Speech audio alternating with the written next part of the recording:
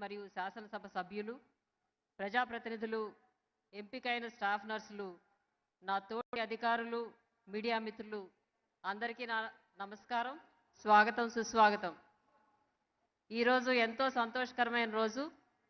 రాష్ట్రంలో కొత్త ప్రభుత్వం ఏర్పడి 2 నెలలు కాకుండానే 6956 స్టాఫ్ నర్సులకు అపాయింట్మెంట్ ఆర్డర్లు అందజేయటం మనందరం గర్వించదగిన సందర్భం.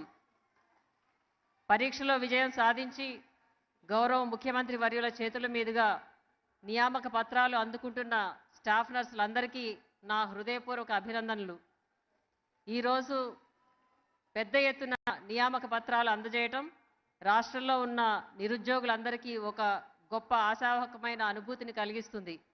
ప్రభుత్వం చేపట్టే భవిష్యత్ నియామక ప్రక్రియ పట్ల గొప్ప నమ్మకాన్ని కలిగిస్తుందని నేను విశ్వసిస్తున్నాను. ఈ స్టాఫ్ నర్సుల నియామకానికి ఒక ప్రత్యేకత ఉంది. ఎంపికైన వారిలో 88% స్త్రీలు కాగా 12% మంది పురుషులు. వైద్యో నారాయణో హరి అనే నానుడి మనందరికీ తెలిసిందే. మీరు ఎంపికైన ఉద్యోగం అత్యంత పవిత్రమైనది. మీ దగ్గరకు వచ్చే పేద రోగులందరికీ మీరు దైవ సమానంగా కనిపిస్తారు. నూతనంగా ఎంపికైన స్టాఫ్ నర్సులందరికీ నా విజ్ఞప్తి ఏమిటంటే, ఆరోగ్య సమస్యలతో మీ దగ్గరకు వచ్చే ప్రజలతో సౌమ్యంగా వ్యవహరిస్తూ వారికి మనోధైర్యాన్ని ఇస్తూ అటు వైద్యులకు ఇటు రోగులకు సంధానకర్తలుగా విధులు నిర్వహించి ప్రజల మన్ననలు